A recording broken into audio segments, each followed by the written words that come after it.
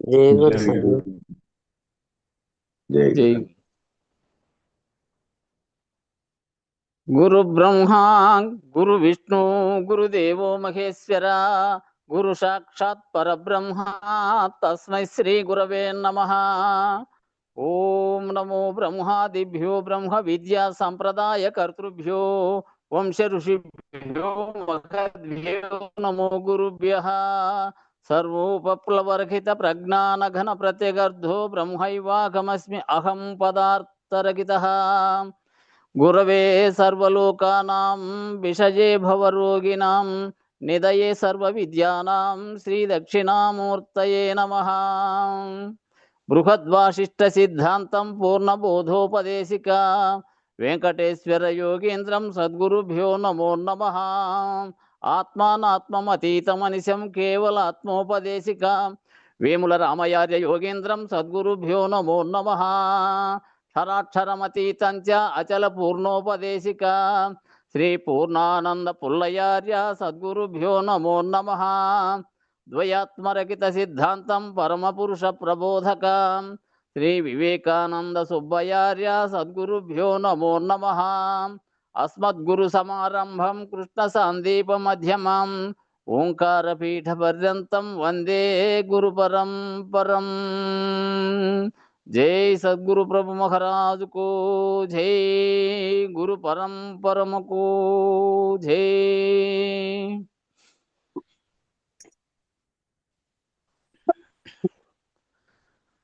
గురుడు ఎంతో ఘనుడు దొరికేనే గణుతింపరాని గురుడు ఎంతో ఘనుడు దొరికేనే. గురుడు ఎంతో ఘనుడు దొరికే గూఢమైన పదవి తెల్పే గురుతుగా పరతత్వముంది గురుతు లేకాయుండు మననే. గురుడు ఎంతో ఘనుడు దొరికేనే గణుతింపరాని గురుడు ఎంతో ఘనుడు దొరికేనే. తనయ ఇటు రమ్మనుచు పిలిచేనే తన కరము నిజము శిరముపై నిడి భవము దులిపేనే. తమనంబులు ధన సమూహము దారపోయుము శిష్య నీవని వినయముగ దీక్షాత్రయంబులు సవినయంబుగ తెలియజేసెనే. గురుడు ఎంతో ఘనుడు దొరికేనే గణుతింపరాని గురుడు ఎంతో ఘనుడు దొరికేనే.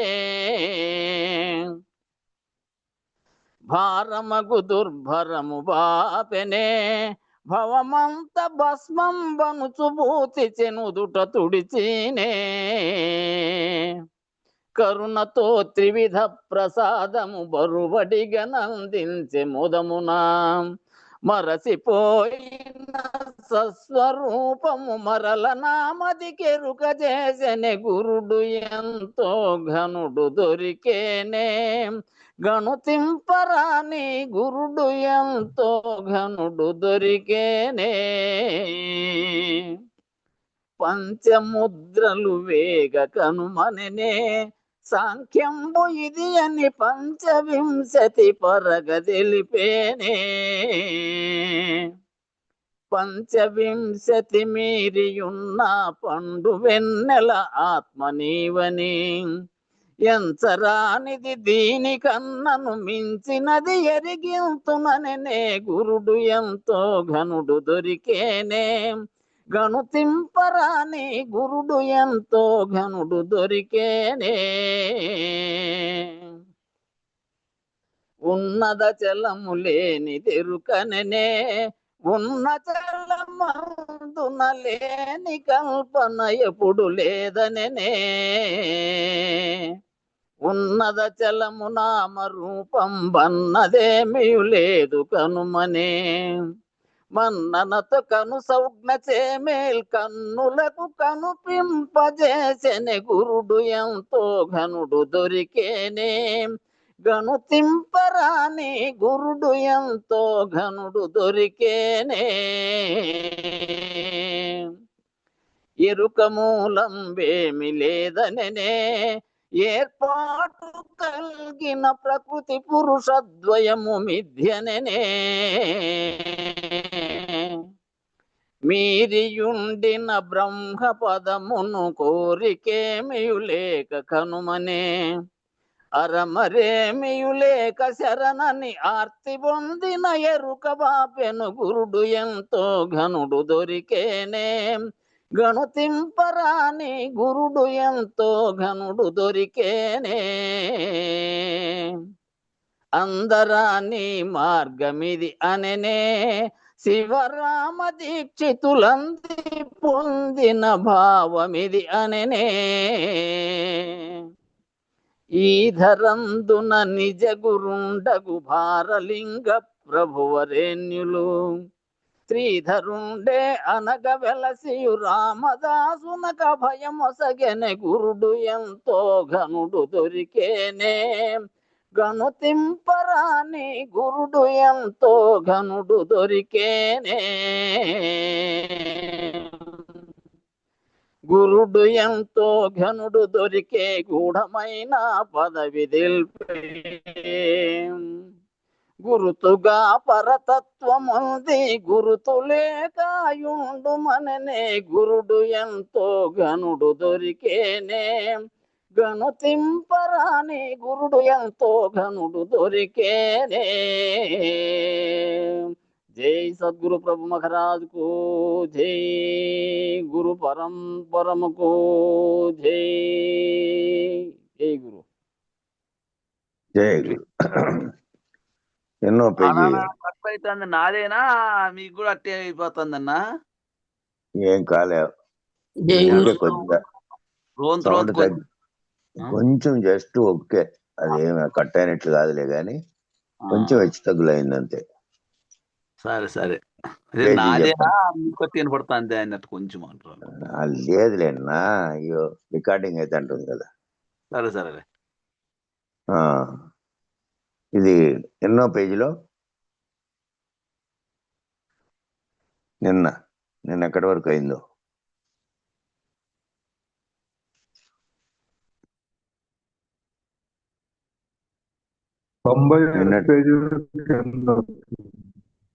ఏందన్నా 87 కిందనా 92వ పేజీనే.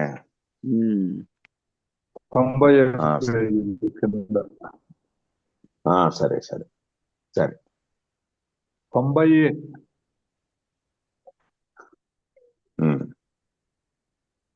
92 కాదు.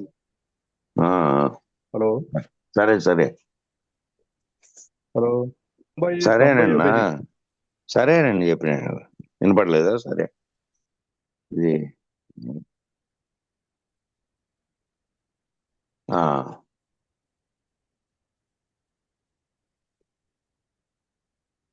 సత్వగుణంలో అయితే సహించి ఊరికే ఉంటావు, సమత్వ భావనలో చూసుకుంటావు కాబట్టి నీలో ఎక్కువగా సత్వగుణం పనిచేస్తే సత్వగుణంలో సమత్వ భావన ఉంటుంది కాబట్టి ఊరుకుంటావు. ఏమైనా కూడా ఏదైనా సహించేటువంటి గుణం ఉంటుంది సత్వగుణంలో. కాబట్టి మీరు వెంటనే గుర్తుంచుకోవాలి ఏమిటంటే ఇష్టం అనేది అయిష్టం అనేది ఎక్కడ ఏర్పడిందో గుర్తుంచుకుంటే ఇష్టము అయిష్టం అనేది ఎందుకు ఏర్పడుతుంది, నాలో సమత్వం ఎప్పుడు లేదో ఒకదాని పట్ల ఇష్టము ఒకదాని పట్ల అయిష్టము ఏర్పడుతోంది, భేదభావంతో ఉన్నందువలనే ఏర్పడుతోంది అనేది గుర్తుంచుకుంటే ఎక్కడికి వచ్చేసినారు? గుణంలోకి వచ్చేసారు. బెజ్జం పెడితే నీరంతా ఒక్క క్షణంలో కారిపోయినట్టు ఇవాళ నుంచి చేసిందంతా ఒక్క క్షణంలో అయిపోతుంది. కాబట్టి ఎప్పటికప్పుడు రజోగుణాన్ని గుర్తుంచుకుంటూ ఉండాలి. నీలో కలిగేటువంటి ఏవి కలుగుతున్నాయి, స్పందనలు కలిగేటప్పుడైనా, ఆలోచనలు కలిగినప్పుడైనా, ఇష్టాయిష్టాలు కలిగినప్పుడైనా వైరాగ్య భావం ఉంటే మటుకు ఈ గుణాలు పైకెక్కవు. వైరాగ్య భావంతో ఉన్నప్పుడు ఇదంతటి నిరసించేటువంటి గుణం ఉంటుంది కాబట్టి సత్వగుణ సంపన్నులు అవుతారు. వైరాగ్యంగా ఉండటం అంటే చేసి కూడా చేయని దాని అవ్వాలి. నువ్వు ఏది చేసినా దాన్ని కర్తృత్వంలో వేసుకోకూడదు. నువ్వు చేసినట్టుగా ఏది చూసినా దేన్నైనా సరే అనాసక్తంగా ఉంటూ చేయాలి. అనాసక్తంగా అంటే ఆసక్తి లేకుండా. ఆసక్తే మళ్ళా ఇష్టంగాను, ఆసక్తి లేకపోవడం అయిష్టంగాను మారుతుంది. ఆ రెండింటికి ఒకటే కారణం. ప్రతి విషయంలోనూ కుటుంబ కర్మలు ఉన్నాయి కదా. గృహిణిగా నీ కర్తవ్యం ఏమున్నది? భార్య యందు భర్త, భర్త యందు భార్య, మరలా ఈ ఇద్దరికి కలిగినటువంటి పిల్లలు, ఆ పిల్లల యందు మీరు చేయవలసినటువంటి కర్తవ్యము విలక్షణంగా ఉండి ఇక్కడ మీరు చేయాలి. ఆమె చేస్తున్నటువంటిది తీవ్రమైనటువంటి రాగద్వేషాలతో కూడుకున్నటువంటి భావాలతో చేయకూడదు. వాళ్ళను కూడా ఎట్లా చేయాలి అంటున్నాడంటే, మీరు చేస్తే ధర్మంగా మీ కర్తవ్యంగా చేయాలి, కానీ తీవ్రమైనటువంటి ఇష్టాయిష్టాల వల్ల చూపినందువల్ల ప్రత్యేకమైనటువంటి రాగం ఏర్పడుతుంది. మా వాళ్ళనేటువంటి భ్రాంతి, ఆ బంధము తీవ్రత అయిపోతుంది ఇంకా. కాబట్టి ఇతరుల పట్ల, మీ పిల్లల అందరి పట్ల ఒకే రకమైనటువంటి భావంతో మీ బాధ్యత నిర్వర్తించాలంతే. కాబట్టి విలక్షణంగా ఉండి ఇక్కడ మీరు చేయాలి కనుక చేయాలి. ఇక్కడ చేయాలి కనుక నువ్వు చేసే పని ఉంది కాబట్టి శరీర ధర్మంగా పిల్లలు కలిగారు కాబట్టి వాళ్ళకి చేయాల్సిన పనులు నువ్వే చేయాలి. కాబట్టి దేహధర్మంగా నేను ఉన్నాను కనుక చేయాలి. నేను దేహధర్మంగా ఉన్నాను కాబట్టి చేయాలి. నేను దేహం కాదు కదా. నేను అనేది ఏదైతే భావిస్తుందో నీలో ఉన్నది ఆత్మస్వరూపంగా ఉన్నటువంటి చైతన్యం. నేను అది కదా అసలైనటువంటి నిజ నేను. ఈ ఆవరణలో ఉండి శరీర ధర్మంగా చేయాల్సిన పనులు చేస్తున్నప్పటికీ దాంతో నేను తాదాత్మ్యం చెందకుండా చేస్తున్నాను. నా బాధ్యత కాబట్టి చేస్తున్నాను. కాబట్టి నేను దేహం కాదు కదా, నేను ఆత్మస్వరూపురాలిని కదా. ఆత్మస్వరూపురాలి నా నిజ రూపం అది.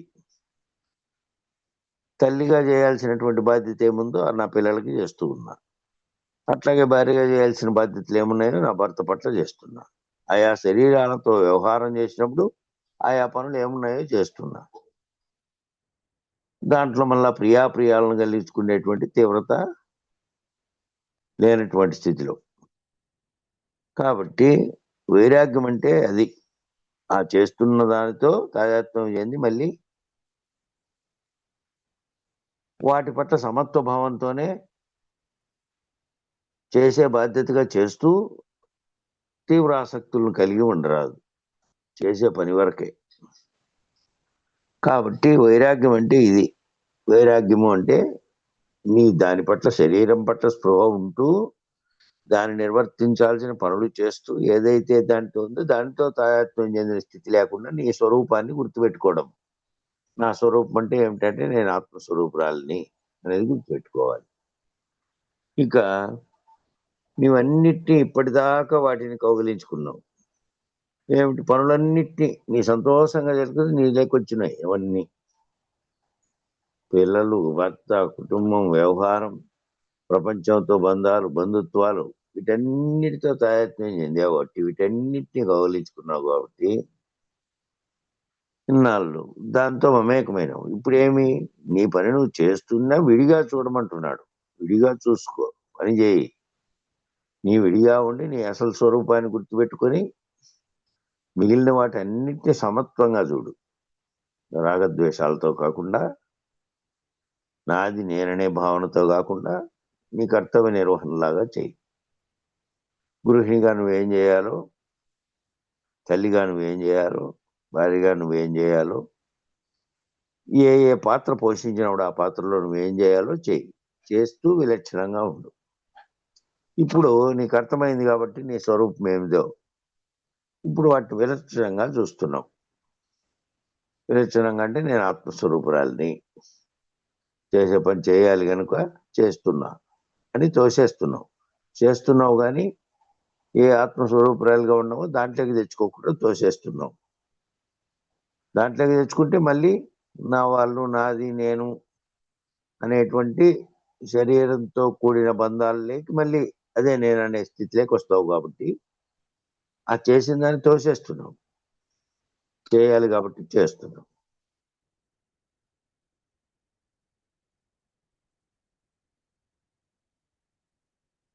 అందులో ఏమీ లేదు కదా, లేని దాని గురించి ఎందుకు? కాబట్టి ఈ చేసిన దానిలో అన్నిట్లో ఏముంది? అందులో ఏమీ లేదు. ఏది భావన చెందుతోంది అంటే ఆత్మస్వరూపంగా ఉన్నది, దాని ప్రకాశం చేతి సర్వము జరుగుతోంది. కాబట్టి ఇట్లా అనుభవపూర్వకమైనటువంటి వైరాగ్యం కావాలి. అనుభవపూర్వకమైనటువంటి వైరాగ్యం. ముందు నువ్వు నేనేమిటి, శరీర ధర్మాలు ఏమిటి, దాంతో నిర్వర్తిస్తున్న దానితో తాదాత్మ్యం చెందకుండా ఉండాల్సిన నా నిజ స్వరూపం ఏమిటి అనేది అనుభవపూర్వకమైనటువంటి వైరాగ్యం కలిగితే, అనుభవపూర్వకమైనటువంటి వైరాగ్యం కలగాలి. ఏమీ చేయకుండా ఉండడం వైరాగ్యం కాదు. వైరాగ్యం అంటే చాలా మంది ఏమీ చేయకుండా ఉంటే ఊరికే ఉంటే వైరాగ్యమేమో అనేది కాదు. కర్తవ్య నిర్వహణ చేస్తూ ఉండి కర్మ నిర్వర్తించాల్సిందే కాబట్టి శరీర ధర్మంగా కర్మ నిర్వర్తించడం. నిర్వర్తించి కూడా చేయకుండా చేసి కూడా చేసిందే తత్వాన్ని నీలేకి నేను చేశాననే ఆత్మస్వరూపంగా ఉన్న భావనలో చూస్తున్నావు. చేసిన దాంతో తాయత్వం చెందకుండా చూస్తున్నావు కాబట్టి నువ్వు చేసినప్పటికీ, నీ కర్మ నువ్వు నిర్వర్తించినప్పటికీ నువ్వు దాంతో తాదాత్మ్యం చెందలే. అది అనుభవపూర్వకమైనటువంటి వైరాగ్యము అంటే పని చేయకుండా ఊరికే ఉండేది కాదు. ఎక్కడికక్కడ చేస్తూ నేను కర్తగా చేయట్లేదు, నా శరీర ధర్మంగా నా పనులు నిర్వర్తించిన నా ఆత్మస్వరూపం దాంతో అంటకుండా చేసి కూడా చేయనట్టుగా ఉంది. కాబట్టి ఏమి చేయకుండా ఊరికే ఉండడం వైరాగ్యం కాదు. శిష్యుడు అడుగుతున్నాడు ఇప్పుడు, బ్రహ్మలోక సుఖమును కూడా తృణమును వలె తుచ్చముగా చూచుటయే వైరాగ్యము. బ్రహ్మలోక సుఖము అన్నారు. బ్రహ్మలోక సుఖం అంటే తానుగా రహితుడైనటువంటి తాను ఏమిటి అంటే ఈ బ్రహ్మాండం అంతా వ్యాపించి ఉన్న చైతన్యము తాను ఒక్కటేననేటువంటి నిర్ణయానికి వచ్చి ఆ ఆనందంలో ఉన్నప్పటికి కూడా దానిని కూడా ఏది చెప్పింది, ఏ స్థితిలో నీకు తెలిసింది? బ్రహ్మలోక సుఖమును కూడా బ్రహ్మానందం అన్నారే. అది తానే బ్రహ్మమైనటువంటి వానికి తాననే శరీరం గాని జగత్తుగా ఇంకోటి ఉన్నది కానీ లేదు. సర్వవ్యాప్తి చైతన్యం ఒక్కటే ఉన్నది. ఆ ఒక్కటి నేననేటువంటి దానికి ఆ నిజ నేను దాంతో పోల్చుకుంటే ఇంక మిగతా ఏమీ లేదు, మిగతా ద్వంద్వములే లేవు. బ్రహ్మానంద స్థితిలో ఉన్నప్పుడు కూడా దానిని తృణం వలె తుచ్చముగా చూచే వైరాగ్యం.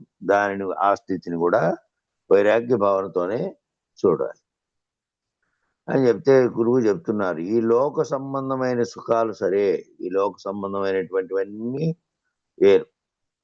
బ్రహ్మలోక పర్యంత సుఖాలు అంతకంటే గొప్పవిగా వాటిని కూడా గడ్డి పరిగలాగా ఆస్వాదించుకోవాలట. ఆ బ్రహ్మలోక సుఖాలంటే ఒక మహాముని వచ్చి ఆయన ఇంద్రుడు పంపించాడు, మీరు రండి, ఈ విధంగా ఇంద్రలోక మీరు మీ యొక్క గొప్పతనాన్ని గుర్తించి ఇంద్రుడు సజీవంగా మిమ్మల్ని తీసుకురామన్నాడు. దీంట్లో పోదాం, అక్కడ అన్నీ ఉంటాయి ఇంద్రలోకంలో అని చెప్తే అవన్నీ ఏంటివని అడిగాడు. అవన్నీ ఏంటివి?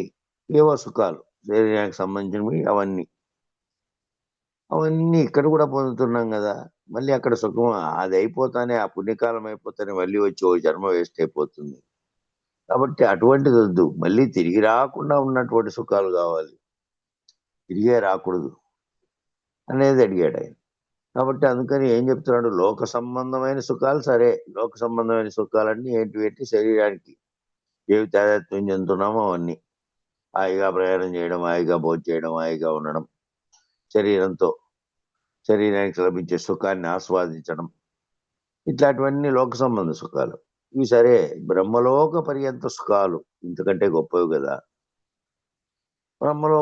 బ్రహ్మలోకంగా ఉన్నాం, నాకంటే వేరుగా ఇంకొకటి లేదు, నేనే సర్వవ్యాప్తి చైతన్యంగా ఉన్న బ్రహ్మంగా ఉన్నప్పుడు ఇక ద్వంద్వములు అనేటివి కానీ ఈ శరీర సంబంధంగా పొందేటువంటి ఆనందాలు లేవు. భావపరంగా ఆత్మపరంగా పొందేటివి ఉన్నాయి. ఆ పొందుతున్నవి కూడా ఎలాంటివి? వాటిని కూడా గడ్డి పరకలాగా అసహించుకోవాలట.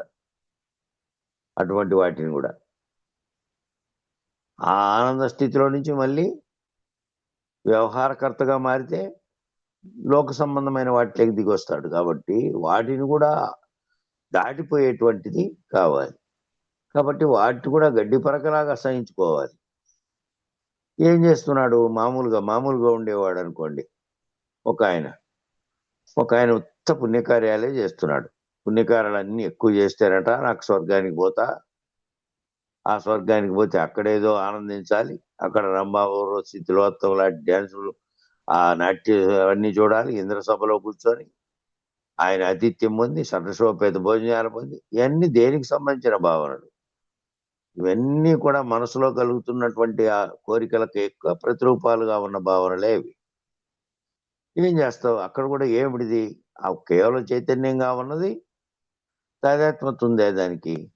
అక్కడ పోయి ఏం తాదాత్మ్యం చెందుతుంది? అక్కడ పోయి భోంచేస్తుందే? అక్కడ పోయి నాట్యం ఆడేది ఇంకో దాన్ని శరీరానికి సంబంధించిన సుఖాలని కోరుతుంది ఆటికి పోయి. కాబట్టి అవన్నీ అక్కడికి వచ్చేసరికి ఏం రావాలి? అక్కడికి పోయిండేది ఏంటి? కాబట్టి వాటన్నిటినీ కూడా నిరసించగలిగేటువంటి గడ్డి పరకలాగా అసహించుకునేటువంటి నిరసించగలిగే తత్వం రావాలి. కాబట్టి అక్కడెక్కడో స్వర్గంలో పోతే స్వర్గంలో ఏవో ఉన్నాయి అని చెబుతున్నటువంటివి శరీరంలో ఇక్కడ నువ్వు అనుభవించిన సుఖాలే. చైతన్యం అనేది మాత్రమే అక్కడికి పోయి శరీర రూపకంగా పోదు. కాబట్టి వాటిని అసహించుకునేటువంటి తత్వం భావనలో కలగాలి. అవి కూడా ఇంతేను. కాబట్టి ఏది పోగొట్టుకోవాలో దాన్ని పోగొట్టుకునే స్థితి వరకు నిరసించుకుంటానే పోవాలి. నేను బ్రహ్మమనే స్థితి లేకపోయినా కూడా దాన్ని నిరసించగలిగినటువంటి స్థితి లేకపోవాలి. అక్కడ దాన్ని విచారణ చేసుకోవాలి. ఇక్కడికి వచ్చేసరికి సత్వ సంపన్నమైన బుద్ధి పరిధి లేక వచ్చేసరికి బిగించబడిపోతూ ఉంటాడు ఈ సుఖాలకు. ఈ సత్వ సంపన్నమైనటువంటి బుద్ధి పరిధిలోకి వచ్చి ఇది ఆనందంగా ఉంది, సత్వ సంపన్నంగా ఉన్నాడు, ఆనందంగానే ఉంటుంది. ఏ రకమైనటువంటి దుఃఖాలు అంతగా ఉండవు. రజోగుణ తమోగుణంలో ఉన్నటువంటివి దగ్గరికి రానియకుండా సమానత్వ భావనలో చూస్తూ ఉంటాడు. కాబట్టి ఇక్కడికి వచ్చి ఏమవుతాడంటే ఇక్కడ ఇది ఆనందంగా ఉంది, నేను ఉత్తమంగా ఉన్నాను, నా ఉత్తమత్వాన్ని అందరూ గుర్తించబడి ఉన్నాను. కాబట్టి ఈ సుఖాలకు నేను నిరంతరం దైవాన్నే తలుచుకుంటున్నాను. ఈయన ఏం చేస్తున్నాడు?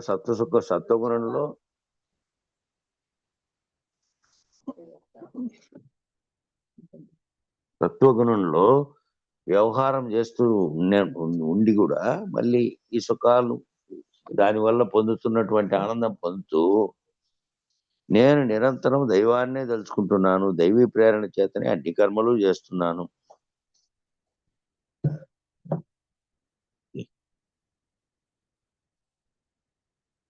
కాబట్టి దైవీ ప్రేరణ చేతనే చేస్తున్న కర్మలన్నీ చేస్తున్నాం కాబట్టి నిరంతరం దైవానందంలోనే ఉంటున్నాను కదా అనేదిగా ఉండిపోతావు.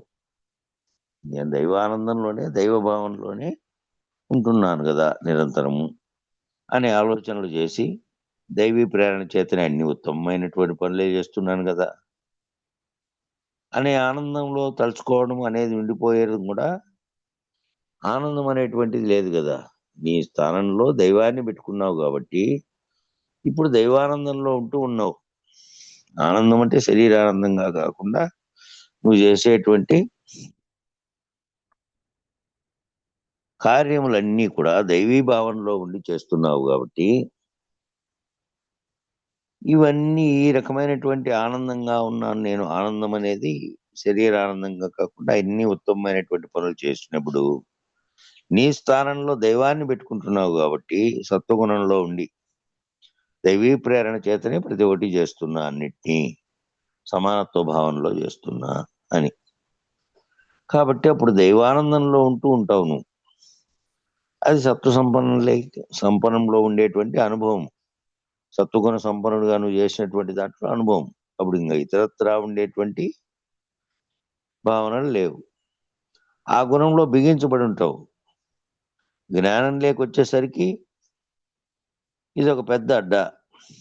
జ్ఞానం అనే దాంట్లోకి వచ్చినప్పటికి ఏమవుతుంది? మూడు గుణాలు రహితమైనటువంటి స్థితిలోకి రావాలి. ఇంకా ఆ గుణ సంపన్నంగా ఉన్నటువంటి దాంట్లో బిగించబడిన చట్టం కూడా పోవాలి. బ్రహ్మలోక పర్యంత సుఖం అంటే నిరంతరము బ్రహ్మ భావనలో ఉంటున్నావు. సత్వగుణ సంపన్నుడుగా నేను బ్రహ్మమును అనేది తెలుసుకొని నేను ఆత్మస్వరూపుణ్ణి అని తెలిసినప్పటికీ ఆత్మస్వరూపంగా ఉన్న దాంట్లో మళ్ళీ వ్యవహారిక సత్యం లేకొచ్చి వ్యవహారికంగా ప్రవర్తించేటప్పుడు పూర్తిగా చేసేదాంతో కర్తృత్వంతో వ్యక్తిగా నీలేకి ఆపాదించుకోకుండా నేను దైవత్వ భావనలో ఉండి చేస్తున్నాననే ఆనందంలో ఉన్నావు.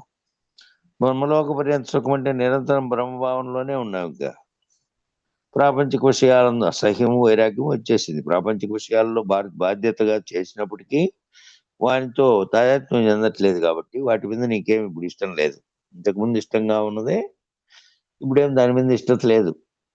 నిరసన భావనలో ఉన్నావు కాబట్టి వైరాగ్య భావనలో ప్రాపంచిక విషయాలను అసహ్యం వైరాగ్యం వచ్చింది. కానీ దైవానందాన్ని అనుభవిస్తున్నావు కదా. ఆ దైవానందం అనేటువంటి స్థితి ఏంటి? సత్వగుణంలో ఉండి దైవీ కార్యప్రేరణ చేత నేను అందరినీ సమానత్వంగా చూస్తూ నాకంటే అన్యంగా వారు లేరు, నేను వారు ఒక్కటే, ప్రపంచంలోని సర్వము కూడా ఒక్కటే, ఉన్నది ఒక్కటే బ్రహ్మము అనే భావనలో ఉన్నావు అనుకో. ఆ ఆనందం కూడా అనుభవిస్తున్నావు కదా. ఆ సుఖాన్ని అనుభవిస్తున్నావు. అక్కడ ద్వంద్వాలు లేవు.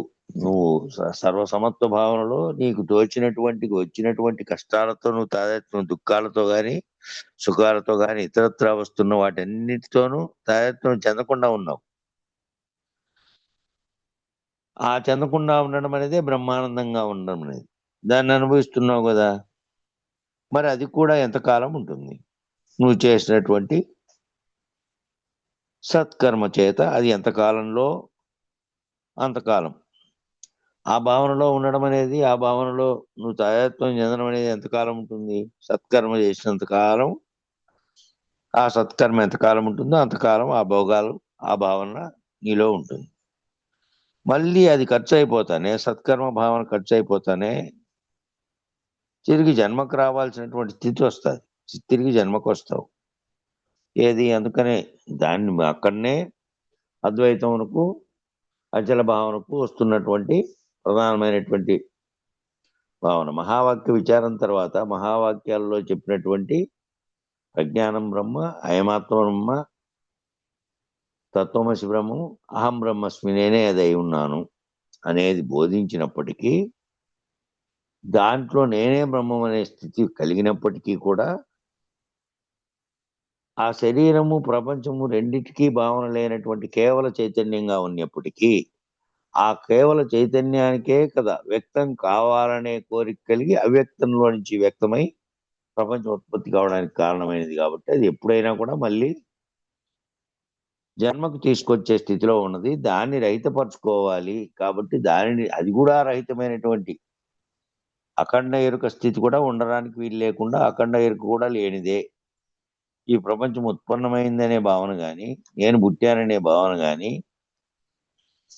ఈ భావనలు రెండూ కూడా రహితమైనటువంటి స్థితి లేకపోతే తప్ప మళ్ళీ దానికి ఎప్పుడు వ్యక్తం కావాలంటే అప్పుడు వ్యక్తమైనట్టుగానే, ఎప్పుడు సృష్టి కావాలంటే అప్పుడు సృష్టి అయినట్టుగానే, ఎప్పుడు జన్మ వస్తే అప్పుడు, ఎప్పుడు జన్మ కావాలంటే అప్పుడు జన్మం వైపుకి వస్తుంది. కాబట్టి దాన్ని రహితపరచుకోవాలనేది చెప్పారు. కాబట్టి మరి ఎంతకాలం ఉంటుంది నువ్వు చేసినటువంటిది? ఇదంతా కూడాను మళ్ళీ వచ్చే అవకాశం ఉంది. తిరిగి మళ్ళీ అదంతా పుణ్యకర్మలు అయిపోతానే ఖర్చు అయ్యే అవకాశం ఉంది. కాబట్టి అది ఖర్చు అవగానే తిరిగి జన్మకు వస్తావు. కాబట్టి ఇది కూడా జనన మరణ హేతువు కదా. కనుక ఈ సత్వగుణం కూడా, ఈ సత్వగుణంతో నువ్వు చేసినటువంటి పుణ్యకర్మలతో సహా నువ్వు అసలు కర్తృత్వాన్ని వేసుకోలేదు. కాబట్టి ఏ రకమైనటువంటి కర్మ నువ్వు చేసినట్టుగా నేను చేశాననే భావనలో చేయకుండా దైవీ భావనలో చేసినప్పటికీ ఆ గుణం వల్ల, ఆ గుణం కూడా ఏ గుణంతో చేసినప్పటికీ కొంత కర్మ యొక్క ఫలితం నీకు వస్తుంది కదా. కర్మ ఫలితం అంటే అన్ని ఉత్తమమైన పనులు చేసావు, జీవితం అంతా భక్తితో దైవభావంతోనే చేసావు. కాబట్టి అంతా పుణ్యమే నీకున్నప్పటికీ ఆ ఫలితము అనుభవించడం కోసం మళ్ళీ జన్మెత్తావు. ఆ పుణ్యఫలం అనుభవించడం కోసం ఉత్తమ జన్మ వస్తుంది. కానీ జన్మకైతే హేతువే కదా, అది కూడా జనన మరణ హేతువే కదా. కనుక ఈ సత్వగుణం కూడా జనన మరణ హేతువే. కానీ నీవు త్రిగుణరహితమైనటువంటి ఆత్మ కాబట్టి కనుక ఈ బ్రహ్మలోక పర్యంతమైనటువంటి సుఖాలు కూడా జన్మ మరణ హేతువైనటువంటివే అని అటువంటివేననేటువంటి జ్ఞానం కలిగి దానిని కూడా మనం లేకుండా చేసుకోవాలి. ఏ జ్ఞానం చేతనైతే ఈ సత్వగుణం వల్ల పొందినటువంటి ఆ సత్వగుణ సంపన్నమైనటువంటి పుణ్యము అనేటువంటి కర్మ చేత పొందినటువంటివి ఏవైతే ఉన్నాయో అవి కూడా మన జనన మరణ కారణమైనటువంటి పుణ్యం చేత మళ్ళీ జన్మించడము, దాని ఫలితం అనుభవించడానికి. కాబట్టి ఏ జ్ఞానం చేత దాన్ని చేసుకుంటున్నావో జనన మరణ హేతువైనటువంటివే ఇవి కూడా అని ఏ జ్ఞానంతో నీకు తెలిసిందో ఆ జ్ఞానాన్ని కూడా లేకుండా చేసుకోవాలి. దానిని కూడా మనం లేకుండా చేసుకోవాలి. ఆ జ్ఞానం బ్రహ్మలోక పర్యంత సుఖాలను కూడా అసహించుకోవడం అంటే ఆ సుఖం ఎక్కడ కలిగింది? ఆ బ్రహ్మలోక సుఖాలను అనుభవించడము అనేది ఒకటి ఉంది అంటున్నామే, అది ఎక్కడ కలిగింది?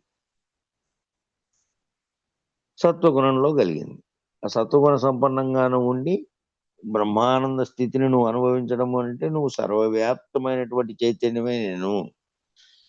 ఇంకా నేను లేడు, నేననే మనిషి లేడు, నేననే పేరు లేదు, నేననే వాళ్ళు నా ఎదురుగా అనేకత్వంగా ఉన్న వాళ్ళు, వింటున్న వాళ్ళు, చెప్తున్న వాళ్ళు ఎవరు లేరు. ఇంకా ఒక్క చైతన్యంగా ఉన్నదే ఉన్నది. అదే బ్రహ్మానందం అనేటువంటి చైతన్యంగా ఉన్నది. ఆ బ్రహ్మానందంగా ఉన్న చైతన్యం నేనే.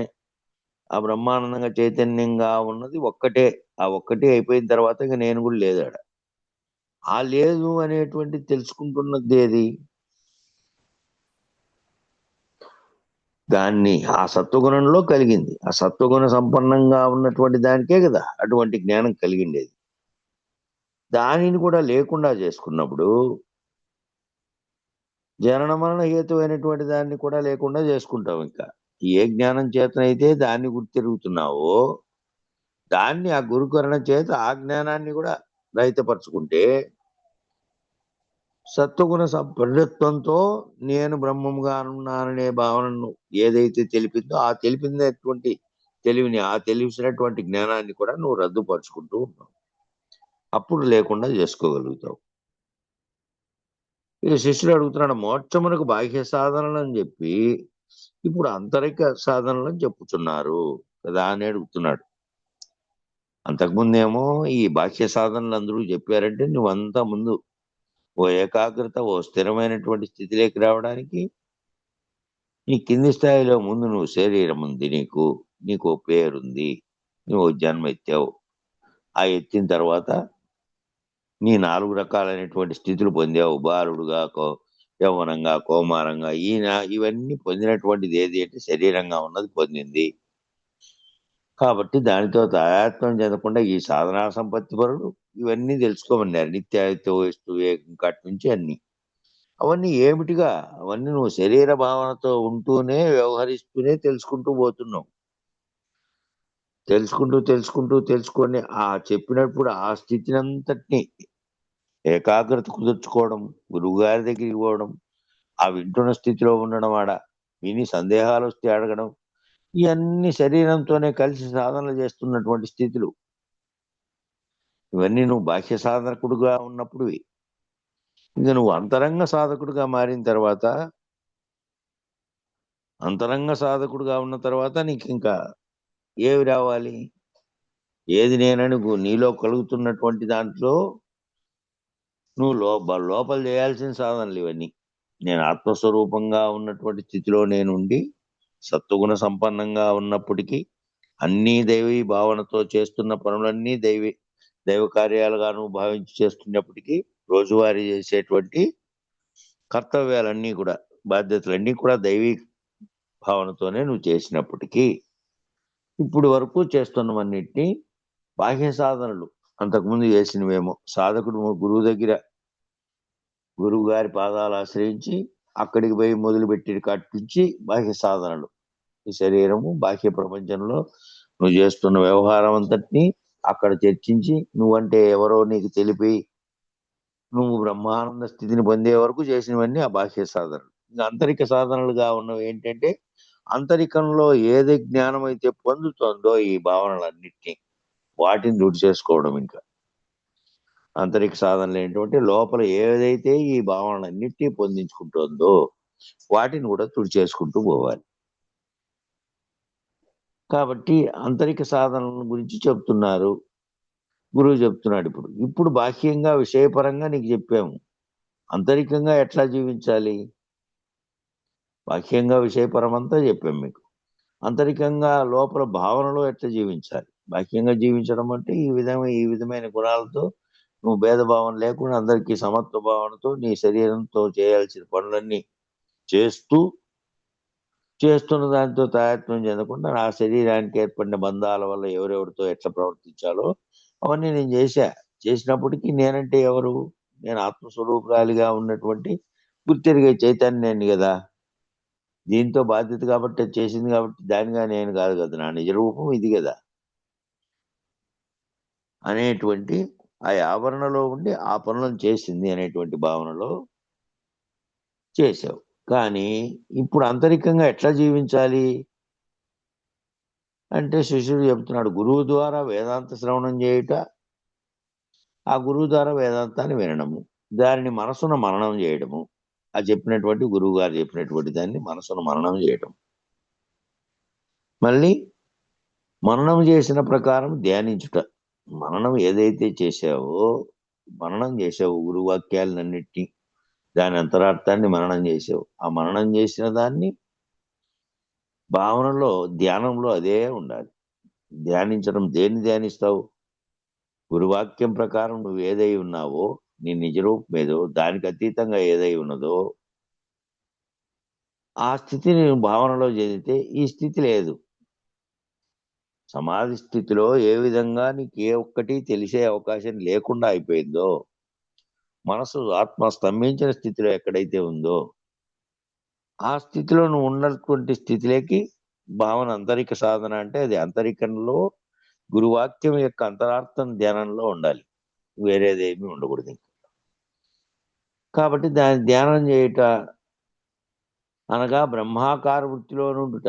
బ్రహ్మాకార వృత్తిలో ఉంటే సర్వమును గుర్తెరుగుతున్న చైతన్యం ఏదైతే ఉన్నదో ఆ చైతన్యం ఒక్కటే సర్వమును తెలుసుకుంటోంది.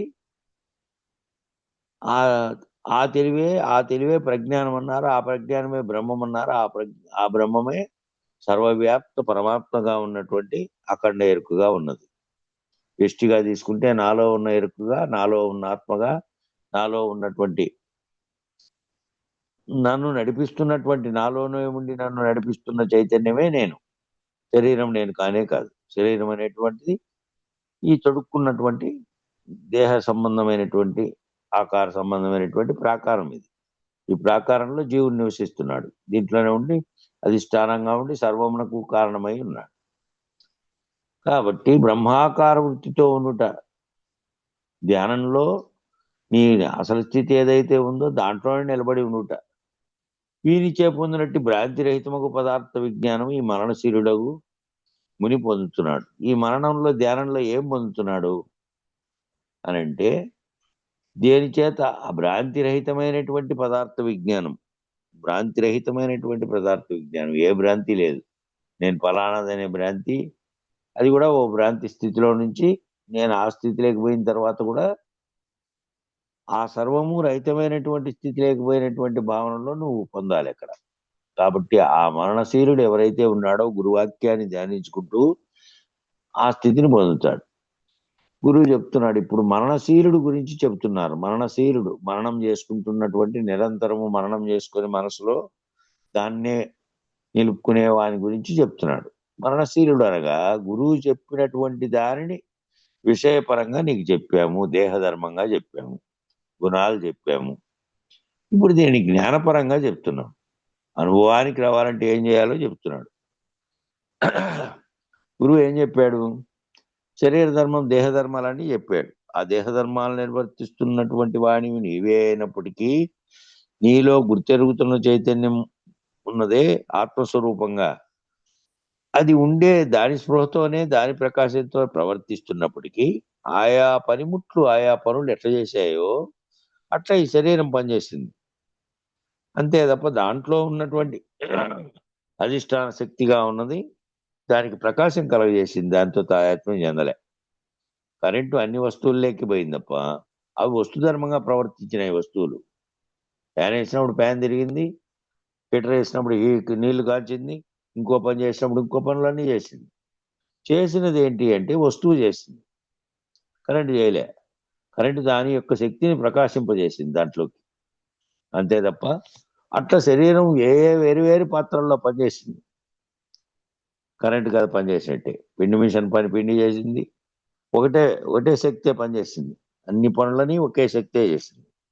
మోటార్ లేకపోతే నీళ్ళని తోడింది, ఇంకో దాంట్లో పోతే ఇంకోటి. అన్నిటికీ కావలసినటువంటి ఆత్మ ప్రకాశం ఏ విధంగా నువ్వు చేసే పనులు అన్నిటికీ దాని ప్రకాశం చేత చేస్తున్నావు. అట్లా చేసినప్పటికీ దీంతో తారతమ్యం చెందకుండా అది ఎట్లుందో అట్లా నువ్వు అవన్నీ చేసినప్పటికీ మళ్ళీ ఇప్పుడు ఏం చేస్తున్నావు? నీ నిజ రూపం గురువు ఎరిగించిన తర్వాత, నీ నిజ స్థితిని ఎరిగించిన తర్వాత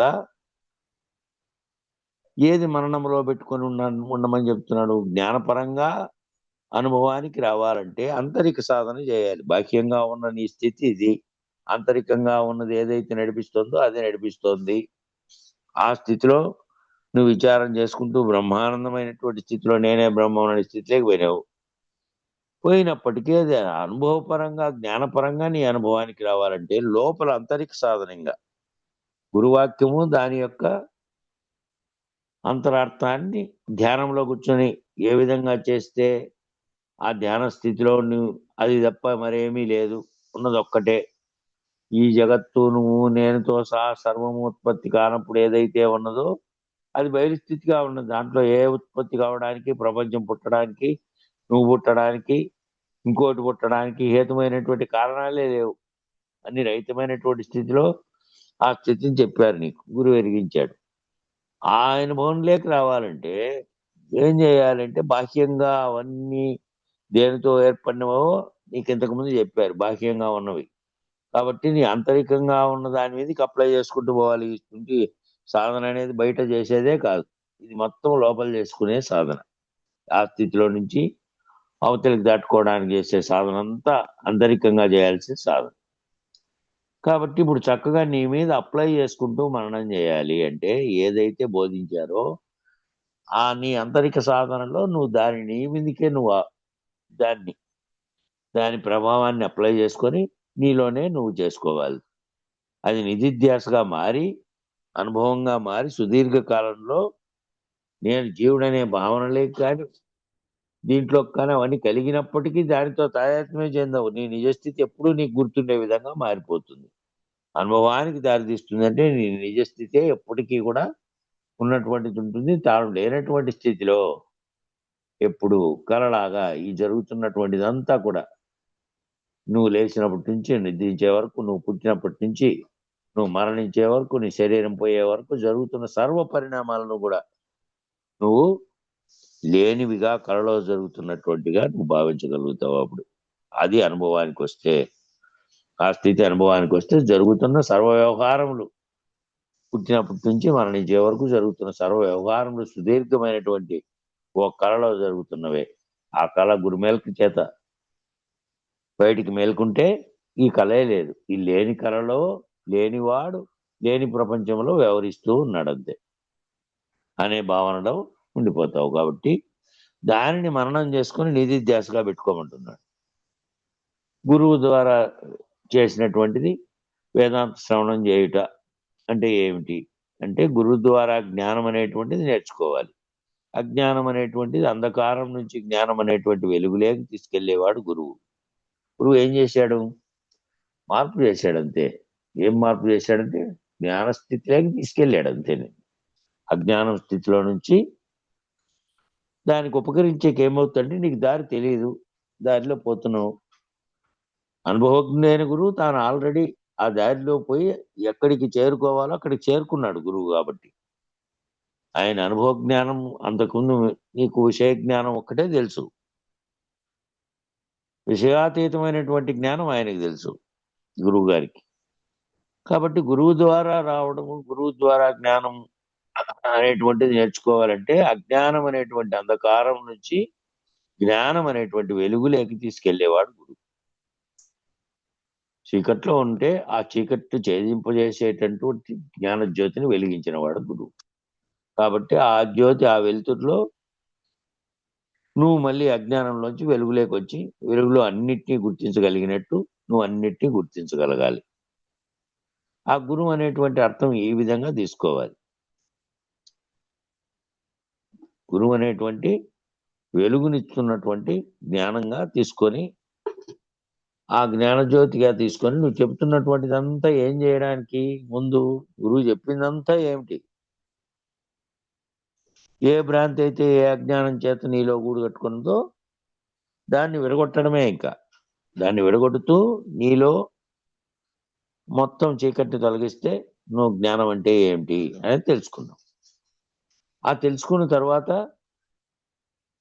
ఇంకా జ్ఞానం ఏమిటికి, ఇంక మళ్ళీ తెలుసుకుని వేదాంతం, వేద అంటే తెలుసుకోవడం, అంతం అంటే తెలుసుకునేది అంతం అయిపోవడం. అంటే నీ నిజ స్థితిని పొంది ఆ స్థితిని దాటినటువంటి స్థితి ఏది ఉందో అది కూడా తెలిసిన తర్వాత నువ్వుగా భావించడానికి అక్కడ ఏమీ లేదు. ఈ వెలుగు చూపినటువంటిది ఏది, ఈ వెలుగు చూపే కోసం అంధకారంలో ఉన్నావు. గురువు అనేటువంటి టార్చ్ లైట్ దొరికింది, దాన్ని ఉపయోగించుకొని నీ గమ్యస్థానానికి చేరావు. చేరిన తర్వాత అక్కడ పోయి పడుకున్నావు మంచం మీద. వెంటనే నిద్రలోకి పోయినావు. నిద్రపోయినావు, ఇంకా గాఢ నిద్రలో ఉన్నావు. నువ్వు ఉన్నావో లేవో కూడా నీకు తెలియదు. ఇంకా పక్కనుండే బ్యాటరీ అవసరమా నీకు? ఇంకప్పుడు ఆ బ్యాటరీతోనే పోయినావు, గురువు గారి బ్యాటరీతోనే. నువ్వు రైతులు అయిపోయేదాకా ఆ యొక్క జ్ఞానాన్ని ఉపయోగించుకున్నావు. జ్ఞానరహితం అయిపోయింది, ఇంకా జ్ఞానం కూడా లేదు. ఇంకా నిద్రించినటువంటి స్థితిలో నువ్వే లేవు.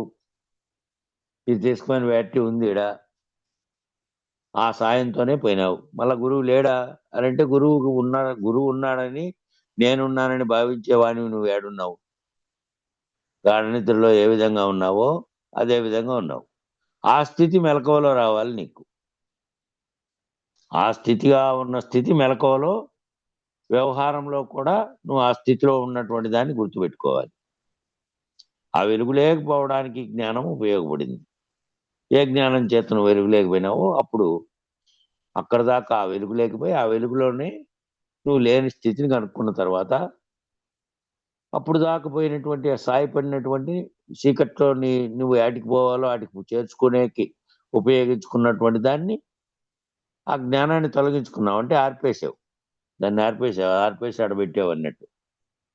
కాబట్టి ఆ జ్ఞానంతో, ఏ జ్ఞానంతో ఆటికి పోయినావో ఆ జ్ఞానం కూడా లేనిదైనటువంటి స్థితిని కలిగిన తర్వాత జ్ఞానాజ్ఞానములను మీరినటువంటి స్థితి లేకపోయినావు. కాబట్టి ఆ వెలుగులేకి తీసుకెళ్లేవాడు గురువు. గురువు అనేటువంటి అర్థం ఏ విధంగా తీసుకోవాలి, ఆ గురువు జ్ఞాన సంబంధమైనటువంటి జ్యోతి, ఆ గురువే అనుకోండి. అక్కడికి పోయినటువంటి ఆ జ్ఞాన సంబంధంగా ఉన్న దాన్ని, ఆ నీలో ఉన్న భ్రాంతులన్నీ పోయిన తర్వాత నువ్వు గురువుని సమీపిస్తే నువ్వు ఆ కర్పూరంగా ఉన్న స్థితిలో ఉన్నావు, పోయి తగిలేవు దానికి, అంతే. ఉన్నట్లు అది అయిపోయింది, భస్మం అయిపోయినాయి రెండు. ఇది పోయింది, అది పోయింది, అది ఆరిపోయింది, ఇది ఆరిపోయింది, అంతే. ఆ రెండింటికి ఆనవాళ్ళు ఏమీ లేవు ఇంకా. కాబట్టి ఈ విధంగా తీసుకోవాలంటే ఇప్పటిదాకా బాహ్య సంబంధమైన జ్ఞానాన్ని అంతటినీ చెప్పారు. అంత బాహ్య సంబంధమైన అజ్ఞానం, ఏ అజ్ఞానం చేత నువ్వు కొట్టుమిట్టాడుతున్నావో అదంతా నీకు ఎరిగించిన తర్వాత ఆ అజ్ఞానం అంతా పోయిన తర్వాత ఏమొచ్చింది? జ్ఞానం వచ్చింది. ఏ జ్ఞానం వచ్చిందో ఆ జ్ఞానమే నీవు, ఆ జ్ఞానమే సర్వము, ఆ జ్ఞానమే ఒక్కటే ఉన్నది. ఆ ఒక్కటి, ఆ జ్ఞానం అనేటువంటిది ఉదయించినందుకే ఆ సర్వము వ్యక్తమైనటువంటి ప్రపంచమైంది. కాబట్టి ఆ జ్ఞానం ఏదైతే వచ్చిందో అది కూడా పోవాలి. జ్ఞానాజ్ఞానములు రెండు పోవడం అంటే అదే. ఇప్పటిదాకా బాహ్య సంబంధమైన విషయాన్ని అజ్ఞానాన్ని అంతా వివరించారు. అజ్ఞానం పోగొట్టుకోవాలంటే శిష్యుల్లో జ్ఞానం ఉదయింపజేసేటటువంటి వారు ఎవరైతే ఉన్నారో, బాహ్య విషయ సంబంధమైనటువంటి దాని నుంచి, అజ్ఞానం నుంచి జ్ఞాన సంబంధమైనటువంటి అంతర్ సంబంధమైన ఆత్మ జ్ఞానం బోధించే వాళ్ళు ఎవరైతే ఉన్నారో, నేను రక్షించే వాళ్ళు ఎవరైతే ఉన్నారో, ఆ జ్ఞానాన్ని గురించి చెప్పేది ఎవరైతే ఉన్నారో వారే గురువు. ఆ మొత్తం అజ్ఞానాన్ని తొలగించగలిగిన వారు, అంతర్ సంబంధమైన జ్ఞానాన్ని బోధించేటటువంటి వారు, నువ్వు ఏ దాంట్లో అయితే కొట్టుమిట్టాడుతున్నావో దాంట్లో నుంచి రక్షించేవాళ్ళు, అక్కడి నుంచి ఆ జ్ఞానాన్ని గురించి ఎవరైతే చెప్పారో ఆ చెప్పినటువంటి వారే గురువు. ఎవరన్నా అవ్వచ్చు. ఆ గురువు ద్వారా ఏం చేయాలి? ఆ గురువు పేర్లు అనేటివి అనేకంగా, ఆ గురువు శరీరం ఉంది కాబట్టి ఆ గురువు శరీరానికి ఆ పేరుంది. ఆ గురువు ఆ బోధిస్తున్నటువంటి ఆ లేనెరుక లేకొచ్చి బోధిస్తున్న గురువుకే ఆ పేరుంది. ఇక ఆ పేరు ఆ బోధించేకో నా పలానా గురువు అని చెప్పడానికి ఆ శరీరం ఉంది. నిజానికి ఆ గురువు నిజానికి సర్వవ్యాప్త చైతన్యాన్ని కూడా రహితపరుచుకున్నటువంటి, తానే లేనటువంటి బయలుగు స్థితిలో ఉన్నటువంటి బ్రహ్మాండాన్ని రహితం చేసుకున్నటువంటి గురువు ఆ గురువు. ఆ బ్రహ్మాండంలోకే మళ్ళీ వచ్చి నీకు నీకు వెలుగు చెప్పడానికి, నీకు చూపించడానికి, నీ భ్రాంతిని తొలగించడానికి వచ్చారంతే. ఆ గురువు ఎవరైనా కానీ ఇంకా గురు స్వరూపంగా ఉన్న సర్వవ్యాప్తమైనటువంటి అందరి గురువుల్లోనూ ఉంది. వారి వారి స్థాయిలను బట్టి బోధించే విషయము, ఆ విషయాన్ని వాళ్ళు అవగాహన చేసుకున్న స్థితిని బట్టి, మళ్ళీ బోధించే స్థితిని బట్టి ఉంటుంది.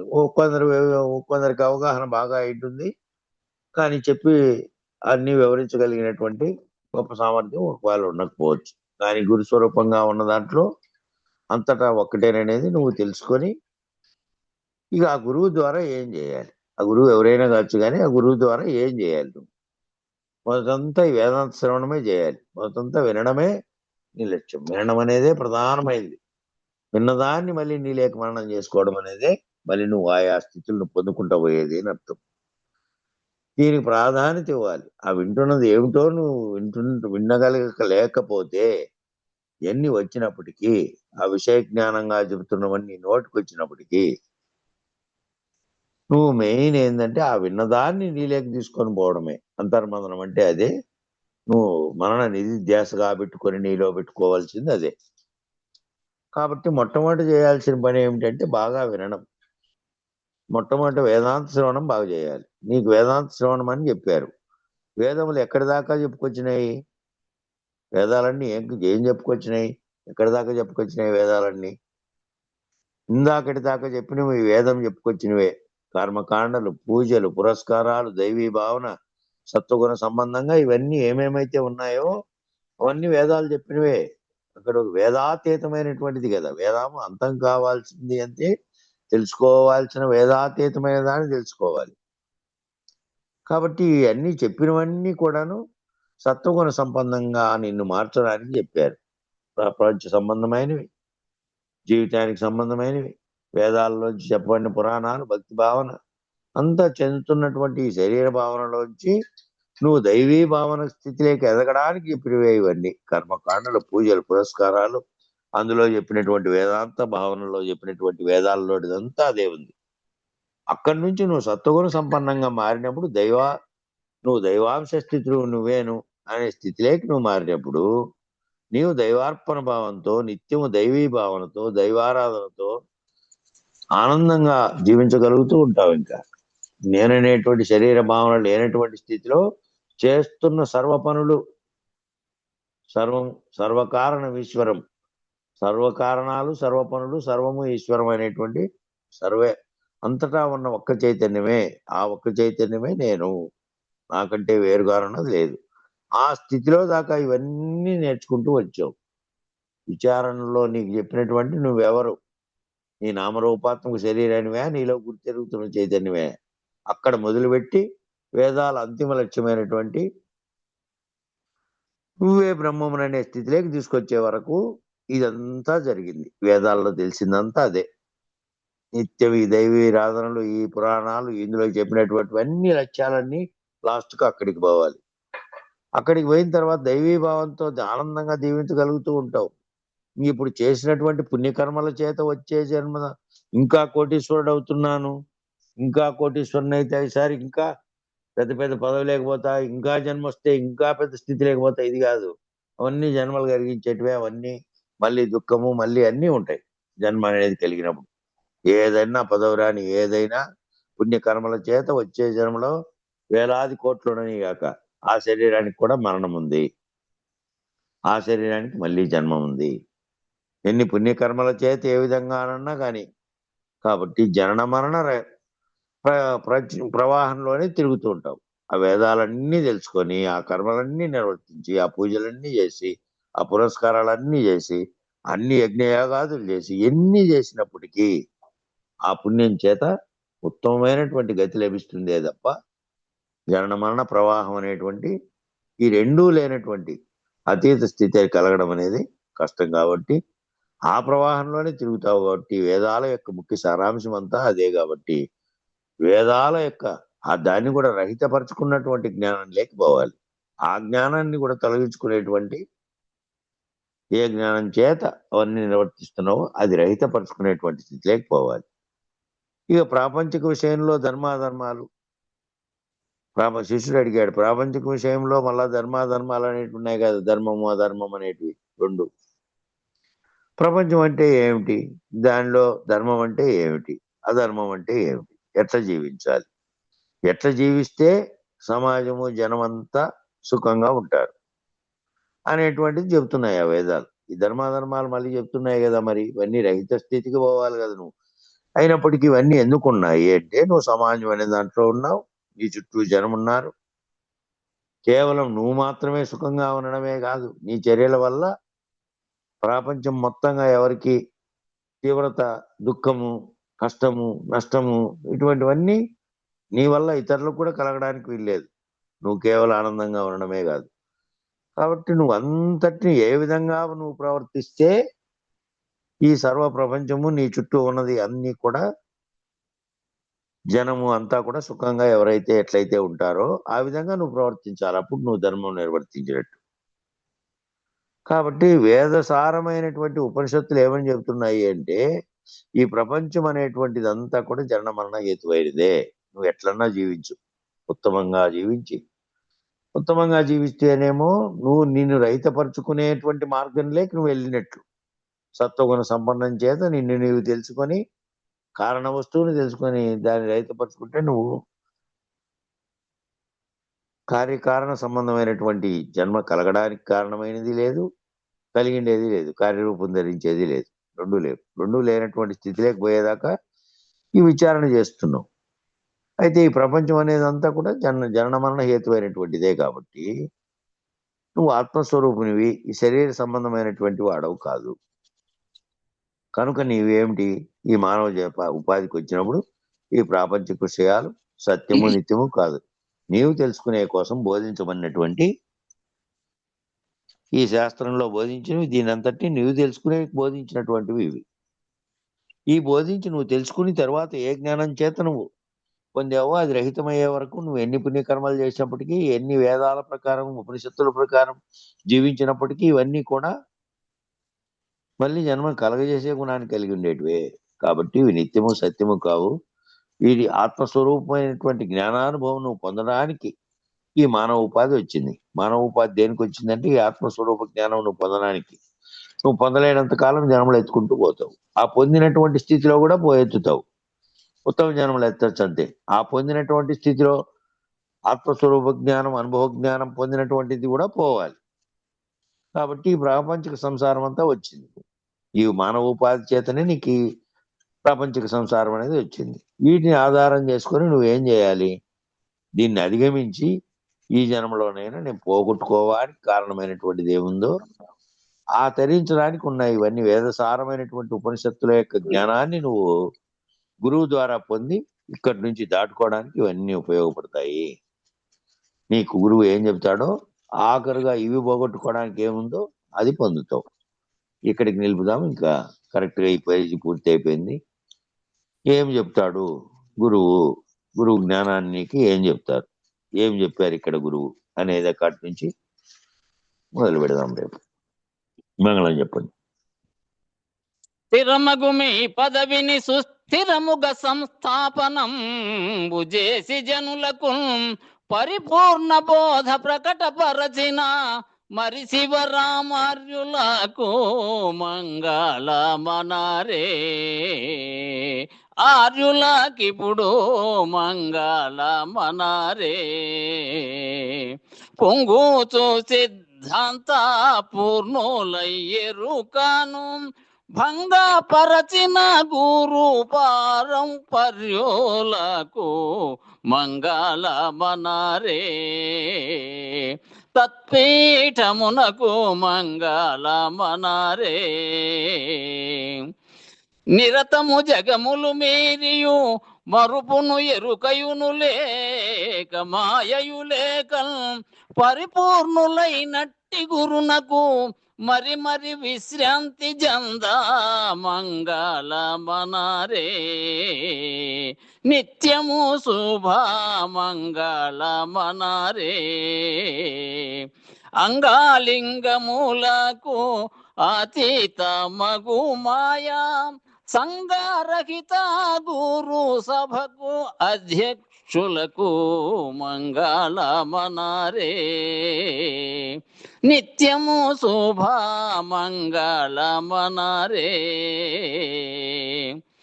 మరియును పీఠస్థులకును పరమతత్వ విచారులకును నిరతము వేదాంత సభలో నిలకడైన సాధుజనులకు హారతిదిగో మంగళ హారతిదిగో.